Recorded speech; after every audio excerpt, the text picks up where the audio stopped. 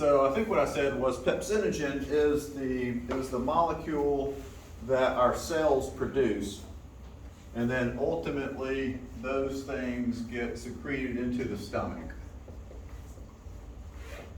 And when they get into the stomach, become pepsin. And the only reason I'm talking about this is because I want you to kind of think about what these molecules do. So pepsinogen is a digestive molecule, and well, pepsin is. So pepsin digests biomolecules. In other words, it takes those polymers, breaks them down into monomers. And so if you're talking about proteins, again, the monomers are amino acids.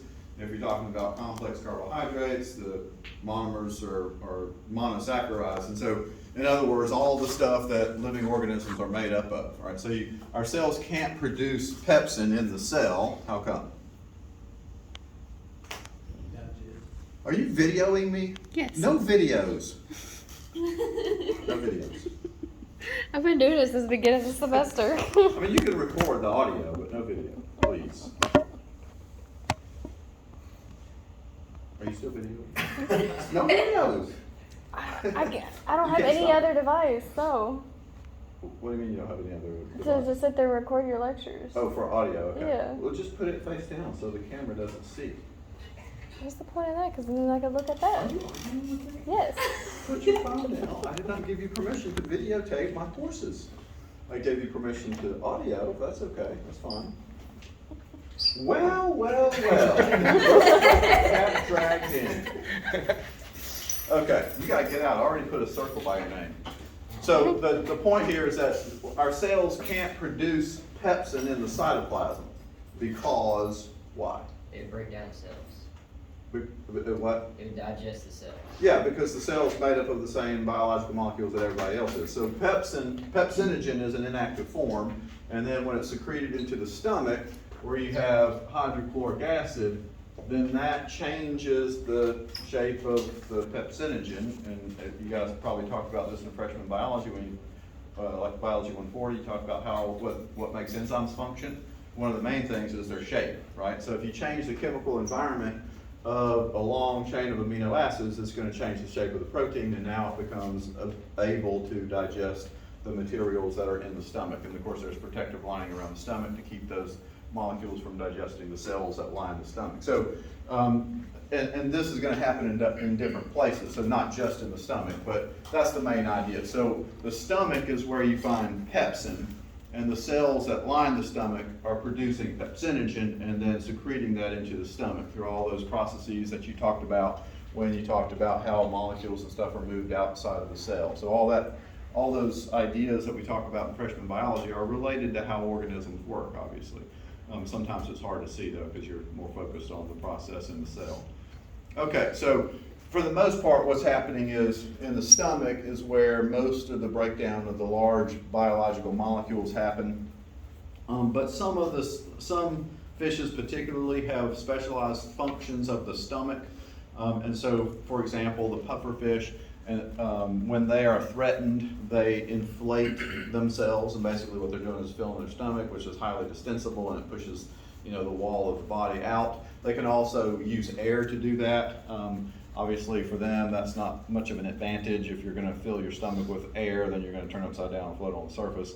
But that's only under extreme conditions, right? So they wouldn't normally fill their stomachs with air, but if you go down to the coast with our classes like we do, sometimes we'll pull seines and we'll catch puffers and we'll pull them out of the water, and then just gulp in the air and inflate themselves, and then they're just kind of floating around on the surface, which is not very good. But the main advantage of that is to do what? Make them bigger, right? And because if you think about the main types of fish predators, the main types of predators are fish, and most fish are gape limited. They can't get anything, they can't eat things that are larger than the space that they have because they're not biting and chewing. And so obviously this guy's still going to be pretty vulnerable because he's small, but he's a lot less vulnerable than he was when he was even smaller. So that's the idea of that. They're not very good swimmers, but they've got other mechanisms for that. In some organisms, the stomach can be used as a grinding organ, like for example, the gizzard shad. So the gizzard shad have a section of their stomach that's muscular, and it grinds up the crustacean, microcrustaceans that they feed on. It can also be used for extracting oxygen. So we talked a little bit about the gas bladder. So a lot of fishes have, or not a lot, but some fishes have vascularized gas bladders that allow them to absorb oxygen into the bloodstream, but some fishes have the ability to absorb oxygen from the stomach into the bloodstream. So that's pretty rare, but an example of that is this Plecostomus, one of the catfish-like organisms of the tropics. Okay, so the idea so far is that, we've ingested an organism. Most of them are predators, so they're ingesting some type of animal. It gets through the esophagus into the stomach. That's where everything is broken down into the monomers. And then the main point of the intestines is that's where all the nutrients get absorbed, right? So the intestines are going to be highly vascularized because you have to put those those monomers near the bloodstream so that they can diffuse into the bloodstream or be transported actively or passively into the bloodstream. And so that's where this happens, in the intestines. So I'm not going to really spend a whole lot of time on that, but there is quite a bit of variability in the intestines of fishes, and so the main form that takes is the length of the intestine. And so if you're an herbivore, then the intestines tend to be quite long. And sometimes even in really closely, well, these aren't closely related, but there are some species that we have in Tennessee. We've got a bullhead minnow and a blunt-nosed minnow. They're in the same genus, different species, but one of the ways you distinguish them, one of the ways you can distinguish them is look at their intestine, because one of them is highly coiled and one of them is short and straight, and that reflects their diet, right? So if you're an herbivore, the intestines are long. Anybody want to guess why or have a explanation? It takes for that? longer to digest plant material. It does, right? So plant material is harder to digest. Most animals can't do it very well. The only way to do it is to have, be able to grind it some more, be able to grind a little bit more, or you can have symbiotic organisms associated with it to break it down, right? Most animals can't really digest plants very, very well. And so the longer the digestive system is, the more likely it is that the plant material will be broken down and absorbed into the bloodstream. In contrast, of course, carnivore, their intestines are pretty short because the stomach is extremely effective at digesting all those animal biological molecules, and so the nutrients or the monomers can be easily absorbed into the bloodstream. And we talked about this already in sharks, and chondrichthyes, and the sturgeons. They have a spiral valve, which essentially slows the passage through the intestine, more surface area, more blood associated with it, or more capillaries, and then that allows them to absorb a lot more nutrients from the material that they've just decomposed in the stomach. So in fishes, the small intestine and the large intestine, not really distinguishable. So there's not a lot of difference visually when you look at the intestine. And so you've got the foregut, which is, or the anterior portion of the intestine is where all this happens. And then the posterior end of it is the hindgut, which is the posterior end of the digestive tract. And so mostly what's happening here is that this is where not really anything happening, it's just what's left gets into the hindgut, right? So anything that can't be absorbed from the intestine gets into the distal part of the digestive system, and then ultimately delivers into the cloaca. If you are an organism that has a cloaca, if you don't, then it just released from the organism through the anal opening. In some, not all, the absorption of water can be an important component to the digestive system. And so we'll talk about this a little bit later. We talk about homeostasis and regulation of ions and stuff in the blood. But some organisms are living in environments that make them tend to lose water from their tissues. Mostly we're talking about marine animals. And so if you're living in really salty water, you have a problem with releasing water into the environment, so you're trying to always retain it or minimize the loss. For those organisms, getting the water back into the bloodstream is going to be an important part of that, and it happens in the distal portion of the digestive system. Okay. Anyway, so that's the digestive tract, basically what we just talked about. So mouth, buccal cavity, esophagus, stomach, intestines, that's it. But then there's a lot of things associated with the digestive system. Like I mentioned before, you've got the body cavity is filled with stuff. it's mostly part of the digestive system. There are things that aren't necessarily directly connected, but most of them are in some form.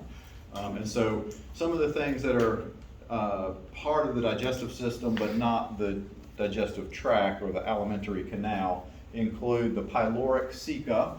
So ceca are just, it's a general term for finger-like tissue projections. Pyloric refers to the stomach. So these are, it's tissue, a structure that's associated with the stomach. And on this particular slide, so here's the stomach right here, and then these finger-like or ridge-like structures, those are the pyloric ceca. And so for most organisms, it's going to aid in digestion. The reason why it's aiding in digestion is because that's where a lot of microbes are present. And one thing that's different about animals and bacterial organisms is that bacterial organisms can digest plant material, right? So a good example of that would be the gut microbiota of a termite. So termites can't digest wood, just like we can't digest wood, but the microbiota in their stomachs can, and that's what allows them to absorb those nutrients. And so same thing with the pyloric ceca. I mean, there's lots of other organisms that have specific microbiota in their digestive system that allow them to do that without being able to do it with their own production of enzymes. Okay, so that's one of the things that we typically see, and it's pretty obvious when you open up the fish, you'll see them. The other main thing that's associated with the digestive system, or at least the other most visible thing, is the liver, and that's true for all vertebrates. The biggest organ in nearly everything is the liver, and so typically associated with the liver is a gallbladder. So the liver produces material, and oftentimes that material is stored in the gallbladder. Mostly bile is the main thing for the gallbladder, but the function of the liver has different functions. One of the things it does is produces specific digestive enzymes, so it's very important in digesting some of the things that we ingest. And so, like for example, bile is a good example. So that one mostly digests fats, and so if you know someone that has had gallbladder surgery to have their gallbladder removed, they're usually on a low-fat diet because now they don't have those digestive enzymes. Or if you know somebody that has cystic fibrosis, for example, same thing with them, not so much the gallbladder, but the pancreas associated with the liver and the digestive system. So the idea here is that these structures are producing particular enzymes that allow us to attack and break down certain molecules that we otherwise couldn't do. The liver also is important for storing fat, but cells. And so because that's true, other like things like sharks and rays that don't have gas bladders or anything like that, like a gas bladder or lung-like structures, can use the fact that the liver stores fat to help increase their buoyancy so they don't spend as much energy trying to swim up off the bottom all the time. Okay, then the other thing that is associated with the digestive system is the pancreas, as I mentioned. So the pancreas has different roles. One of the roles is an endocrine function. So the endocrine system is a system of glands that and connecting ducts and passageways that produce hormones. And hormones are chemical signals, right, that send specific signals to other cells. Again, if you're multicellular, you have to have cells that do different things, but not all the time, right? So all those cells aren't doing the things they do all the time. So you have to have a way of turning that on, turning it off. And one of the ways is to produce hormones that are released into the bloodstream or into the endocrine system and then travel around and come in contact with other cells at another spot, another organ altogether, and then those cells start producing a product. And so the pancreas is one of those components of the endocrine system. It produces hormones, which are signaling molecules, but it also has an exocrine function, which is more digestive related, right? So the pancreas produces several different types of digestive enzymes that are important, especially in fishes. Trypsin is one that digests protein, and there's a lot of enzymes that digest protein, but this is one that's produced in the pancreas. Carbohydrates digest sugars, and mostly sugars and some types of fats. And then one that's a little bit more specific to fishes is chitinase, which digests chitin, which is a big component of what, anybody know? What kind of animal has a lot of chitin in it? Insects and Arthropods that have exoskeleton. So the main component of the exoskeleton is chitin. Of course, fishes are eating, you know, if you're a small fish, you're eating mostly what? If you're a small- Macroinvertebrates. What's that? Macroinvertebrates. Macroinvertebrates, insects, you know, other crustaceans, shrimp, crawfish, that kind of stuff. And so that would be a very important digestive enzyme to have, because most of the, you know, the external part of an insect is chitin. If you can't digest that, then you're not going to be very easily digesting the internal parts, which are other types of biological molecules. Okay, so for the pancreas, in fishes, it's not very distinguishable, and so most of them, it's incorporated into the liver, so it's part of the liver tissue. You can tell it if you do histology, but you can't just say, okay, here's the liver, there's the pancreas. It's not separated out as it might be in like something like a frog or some other animal like that you've dissected before. And when that's true, we call that unit the hepatopancreas.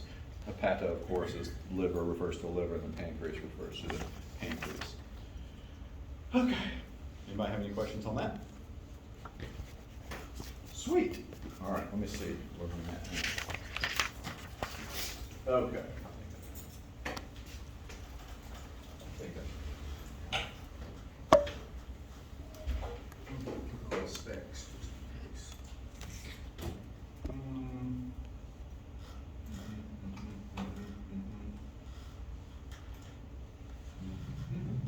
Oh, wait.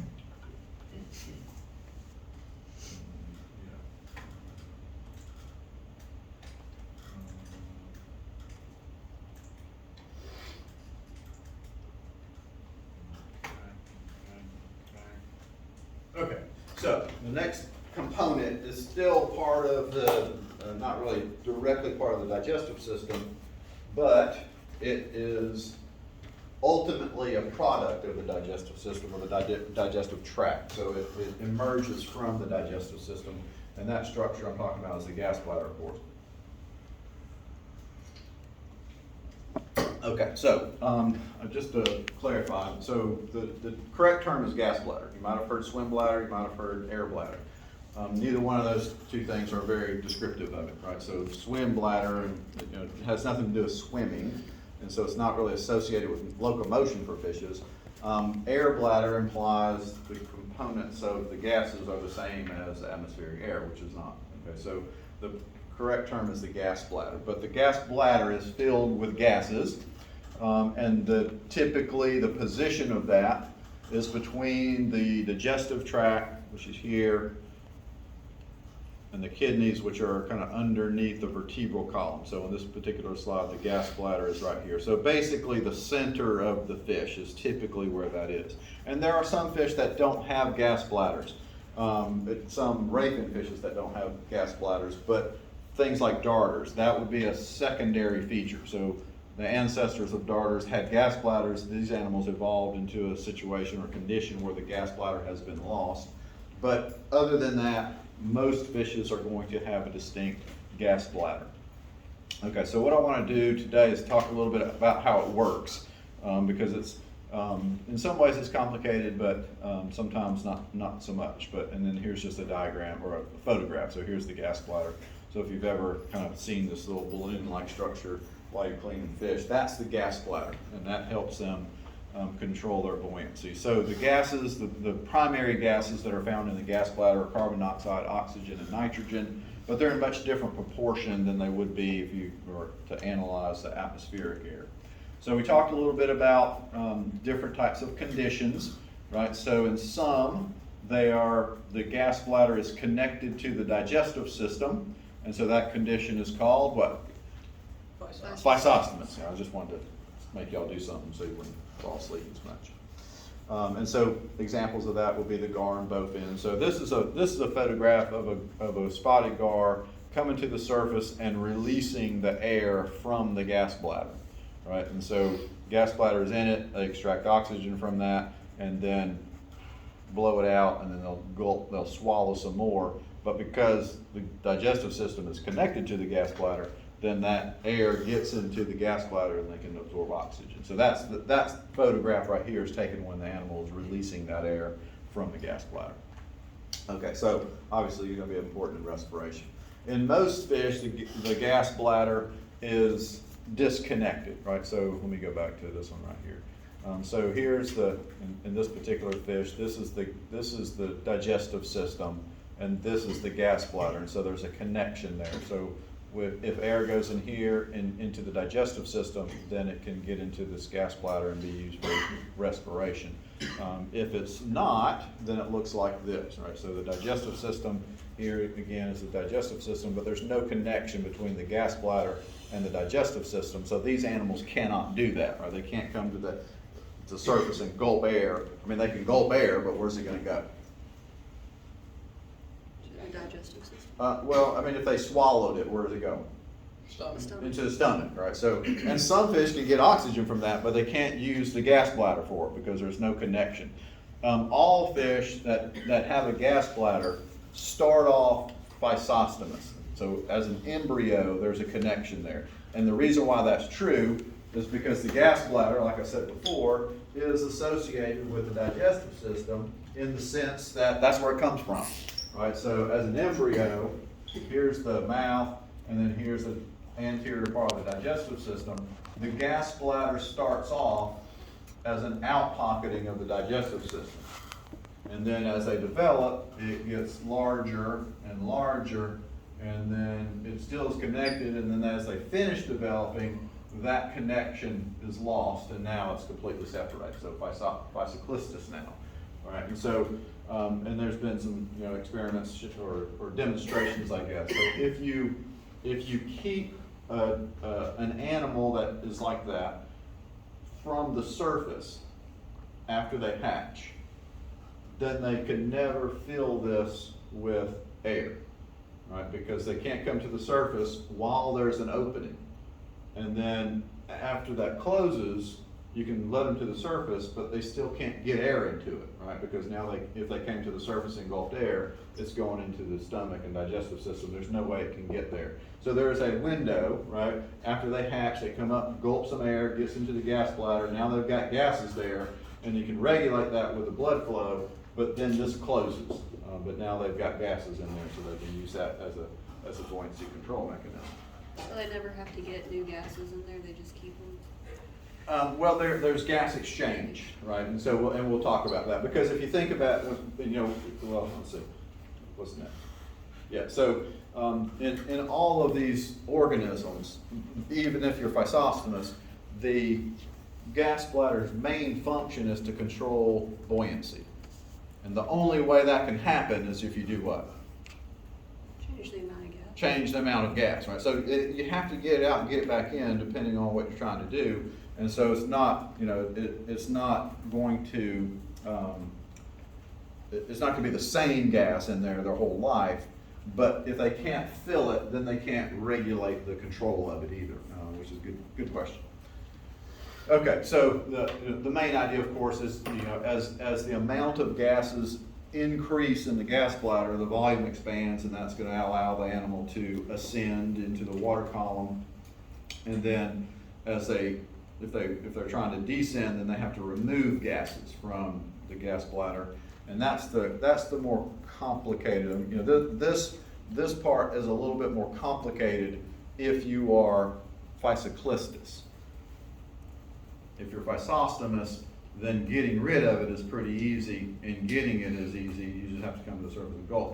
But you don't want to do that if you don't have to, right? So if I'm trying to control my buoyancy, I don't want to go to the surface, let it out, and then come back and gulp some, because that's not very effective, right? So you still want to be able to control it with other mechanism other than coming to the surface, because that limits the effectiveness of it. Okay, so what I'm going to do today is talk about how it functions, right? So how do they do that, basically? How do they increase the volume? How do they decrease the volume in the gas bladder so they can maintain a neutral buoyancy? And mostly that's going to allow them to exist and be in a particular place while using very little energy, Same with a buoyancy control vest in a scuba diver.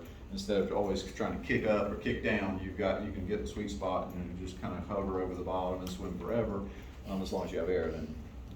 Then you have to come up, right, air, right, Drew? Am I right? Okay, so the gas bladder, there's really two components to it that make it work, basically. The gas gland is not directly part of the gas bladder, but it is associated with it, right? So it kind of makes up part of the wall of the gas bladder. So this is the gas bladder, and this is the gas gland. So generally, what do glands do?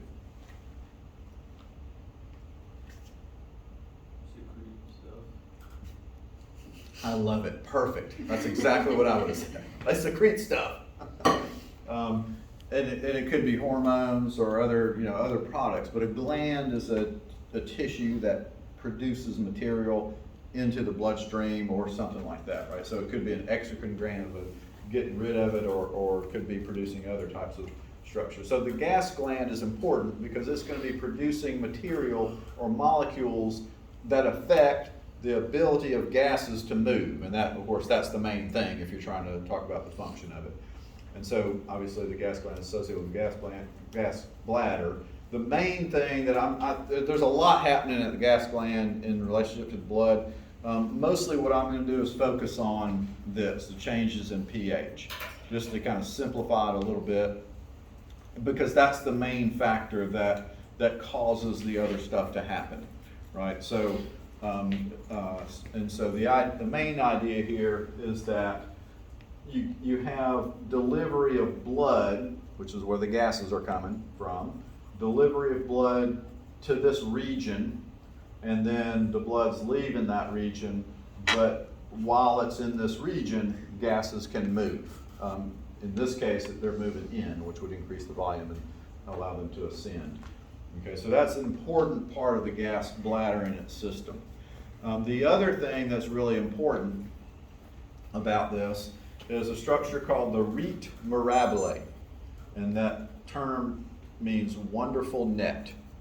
Okay, so rete is a network of capillaries, and going back to capillaries, remember I said capillaries are very important, and the net is because the capillaries are folded on themselves, right? So you've got a blood vessel like this, and then the blood vessels branch off into these really fine capillaries, and then they loop like this, and then they go back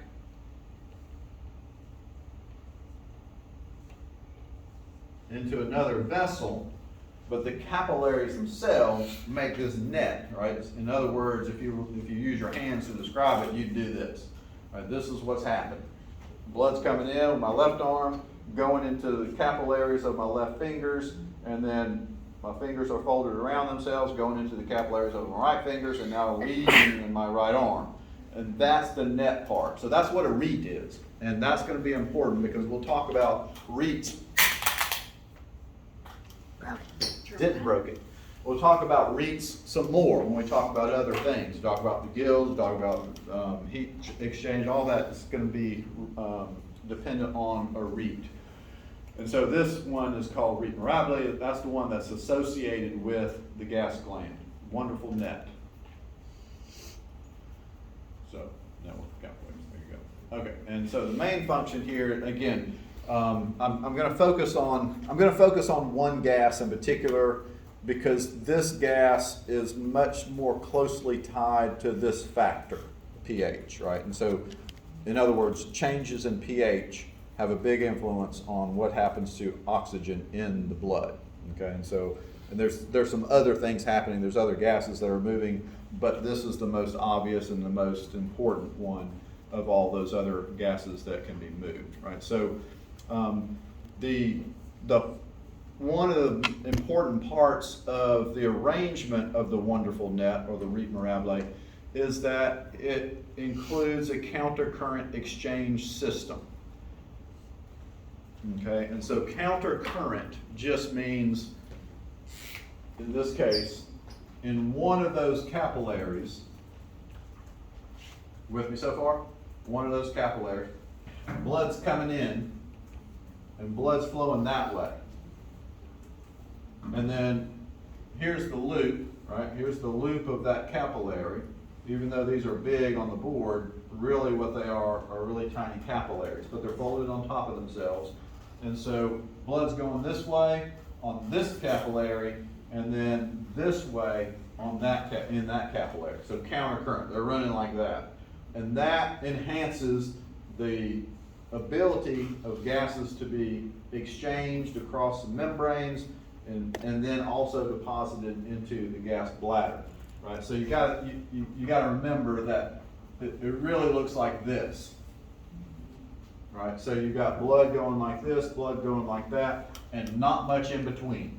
And the reason why that's important is because that can allow movement of molecules from one capillary to the other, and then associated with that is the gas bladder, right? So that's going to be a part of it. I'm just kind of prepping you for that. Okay, does that make sense? Okay.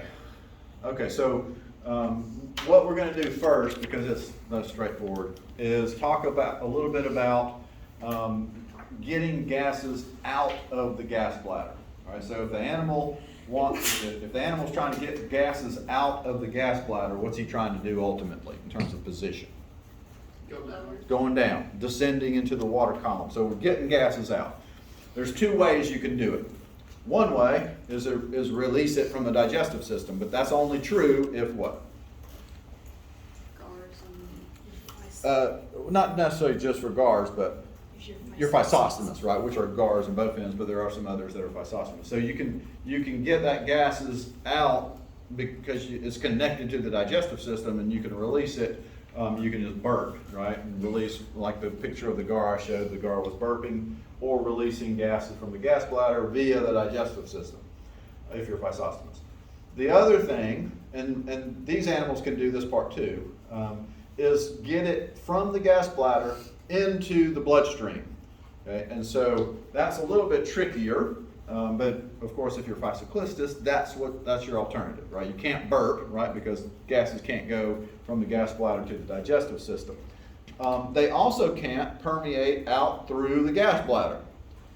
And why would you suspect that to be true? Remember when you guys talked about like membranes and whether they're permeable and not permeable? And you're like, okay, what's going on here? Now, this is why it's important, because it affects how organisms function, right? So why would you expect the gas bladder to be impermeable to oxygen or gases? To keep it in. Yeah, because if it's permeable, they're going to put gases in there, it's going to seep out into the tissues, and they're not going to be able to accomplish what they're wanting to do, right? So the gas bladder has to be impermeable to gases. But there's one spot that is permeable to the gases, and that's the ovale. And so on this particular diagram, this is the ovale. Okay, and so of course the trick is to be able to regulate that. And the way they regulate it is by controlling the amount of the ovale that is exposed. Right, so now if we're looking, I'm gonna draw this from the top. So this is the looking down on a gas bladder. This is impermeable to gases, which is great because now I'll put gas in there in a state. But there's one spot, the ovale. Oopsie. There's one spot positioned in various ways. But remember, this is the top, this is front and back. And this membrane is permeable to gases. Right? So the ovale is permeable. But the way they can limit the amount of gases leaving is to change the surface area that's exposed. Right? And so the way they do that is a combination of different types of muscles. They've got these longitudinal muscles that are kind of wrapped around the ovale. When those guys shorten, what happens? What's that? Huh? It's like a drawstring. Yeah. Like if you draw string shortened, what happens to the opening? Closes up, right? So when these muscles contract, the ovale is like that. And so 99.99999% of the gas bladder is impermeable. There's one little spot is permeable. There's some gases that are going to leak out of that, but not much relative to what's in there, right?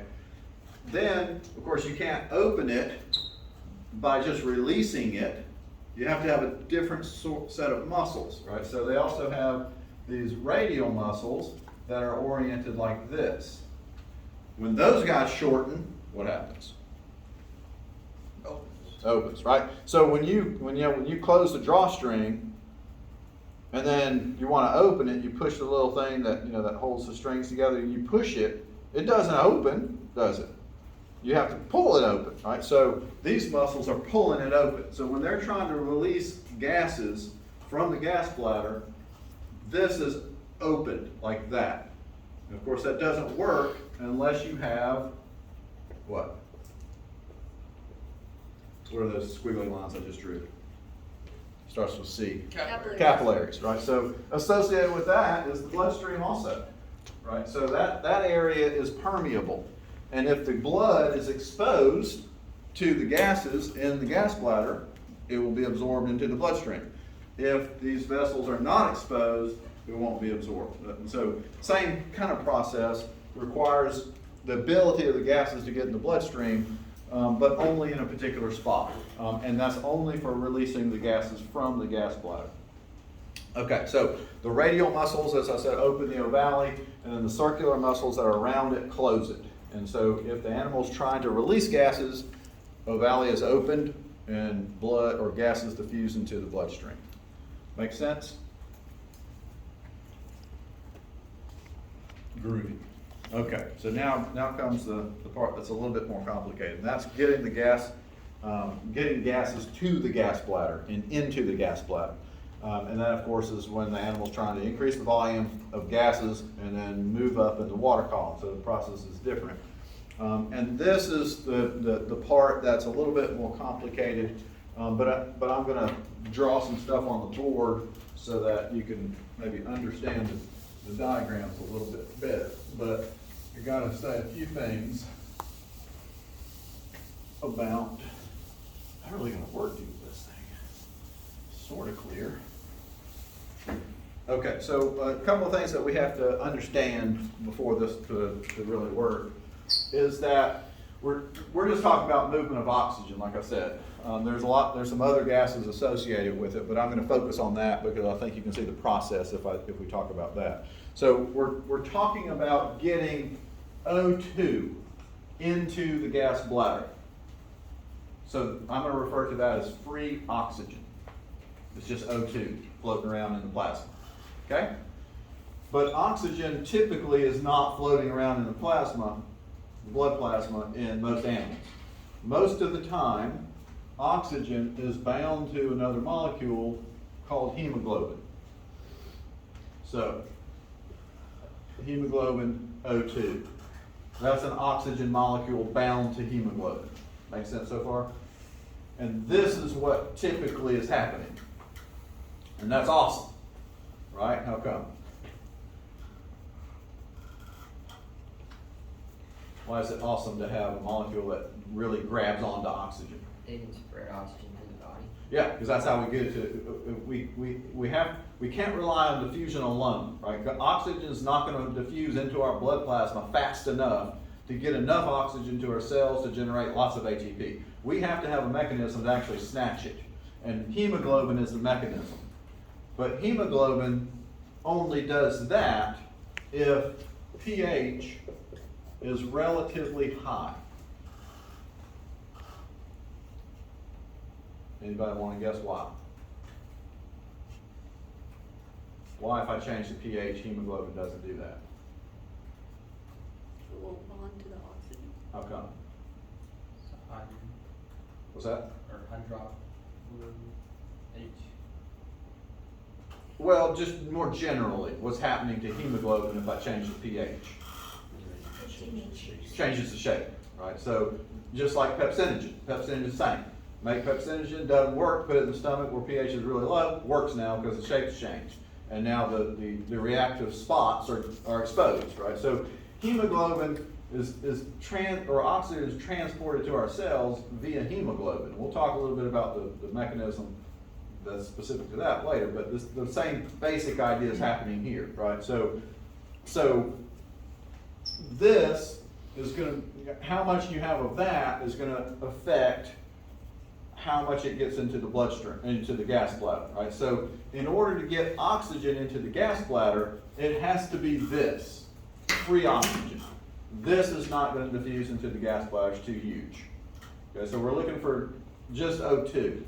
Okay, and that's what I'm kind of describing the process here.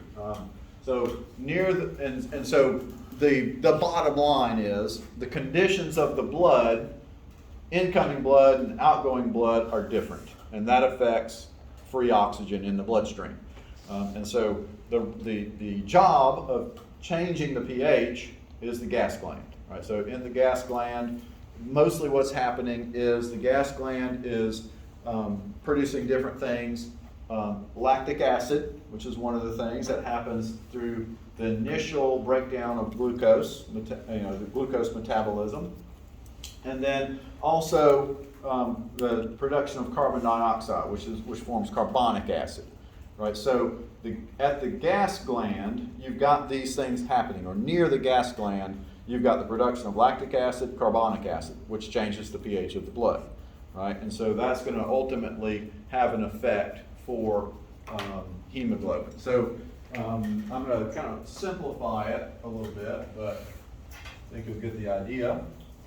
So here's our incoming and outgoing capillaries, and here is the wall of the gas bladder. Here's the gas gland, and this is the lumen of the gas bladder. Okay, so you've got blood approaching the gas bladder. Way out here, the pH of the blood is relatively high, right? So mostly what you have is HbO2, oxygen that's bound tightly to hemoglobin. But if the gas gland is producing carbon dioxide and lactic acid and secreting it into the bloodstream, then as you approach, then what happens to pH? It drops. It drops, right? So as the blood's flowing this way, this is decreasing. What's increasing? pH. Well, no, pH is dropping as we go from here to here to here to here, right? So you've got pH a little bit lower, a little bit lower, a little bit lower, a little bit lower, right? So as the environment becomes more acidic, we get less of this molecule and more of which one? O2, right? So now you have an increase in free O2. So right as you're flowing that way, the oxygen begins to be released from this molecule that won't capture it if the pH is low. And so as you get closer and closer and closer, the amount of oxygen increases. And then the main event is that now that oxygen can be transported into the gas bladder.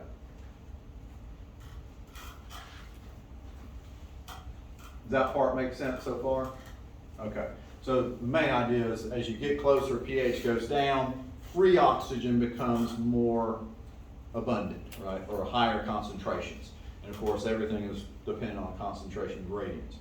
The other important part of this is that these capillaries are running in a countercurrent manner. And so that's going to allow much more efficient deposition of oxygen into the gas bladder. And so what I'm going to do is just erase this part of it if everybody's good with understanding the process there. And then I just want to kind of generalize so that you can see why countercurrent is important, right? So, and I'll kind of scribble this out. I think it'd be quicker if I just did that. If I can figure out. Okay, so if the blood's coming this way, at this spot where pH is relatively high, let's just say there's 20%, I might not be able to finish this, I don't want to rush it, but 20% O2. Make sense so far? In other words, the rest of it's taken up by hemoglobin. As we get further that way, the proportion of that goes up. So the next spot I'm going to show you is now we're at 50% free O2. As we get closer, we're at 80% free O2. And then right here, we're at 95% CO2. So a lot of that now, because concentration of, not CO2, O2, because concentration of O2 is so high, then a good bit of it's going to diffuse into the gas bladder. For the other part of it, as we swing this way, what happens to pH? Goes back up. pH is starting to climb a little bit because we're further away. But as we go this way, the percentage of oxygen is going to start to go down. So here, it's only 90%. But that sets the stage for the importance of the countercurrent exchange, right? Because these guys are running in opposite direction. No matter where you go here, the amount of free oxygen is going to be higher than here. So here it's 90, here it's 80. What happens? You get diffusion of oxygen here, which now exposes it again to going in there. If we look here, it's 60. It's dropped because pH is going up, but if we look here, it's only 50. 60% oxygen here, 50% there, you get diffusion. It's going to expose it again to the gas bladder. If we go here, it's 30. Still higher, right? So now, same thing. So because these guys are running in opposite directions like that, and the membrane between them are really small, you get the oxygen gets exposed again to diffusion into the gas bladder, and that makes this process very efficient. So if you can remember this countercurrent stuff, it's important because we're going to talk about it when we talk about respiration, and that makes, and just the main idea is that it makes it more efficient. Dropping stuff, kicking things, toss it. Okay, I think my time is up.